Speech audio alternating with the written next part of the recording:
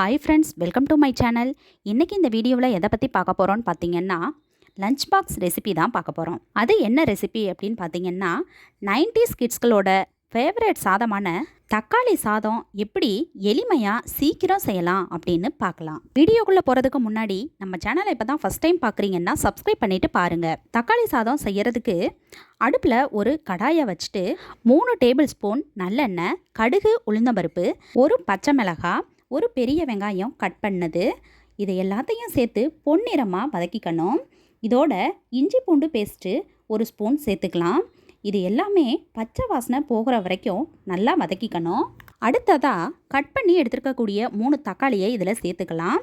அதுக்கப்புறமா 1/4 ஸ்பூன் மஞ்சள் தூள், தேவையான அளவு உப்பையும் சேர்த்து நல்லா கிளறி விட்டுட்டு மூடி போட்டு 3 நிமிஷத்துக்கு லோ ஃப்ளேமில் வேக விடணும். 3 நிமிஷத்துக்கு பிறகு 1/2 ஸ்பூன் மிளகாய்த்தூள், 1/2 ஸ்பூன் மல்லித்தூள், 1/2 ஸ்பூன் குழம்பு மிளகாய் பொடி சேர்த்து எண்ணெய் பிரிஞ்சு வர்ற வரைக்கும் நல்லா வதக்கிக்கணும். இப்போது வடித்த சாதத்தை இதோட சேர்த்து மசாலாவோட நல்லா கலந்து வர வரைக்கும் கிளறணும். கடைசியாக நம்ம வாஷ் பண்ணி எடுத்து வச்சுருக்கக்கூடிய இந்த கொத்தமல்லி இலைகளையும் இதில் போட்டு தூவி விட்டுட்டு மூடி போட்டு 5 நிமிஷத்துக்கு இதை டிஸ்டர்ப் பண்ணாமல் மூடி வச்சுருங்க.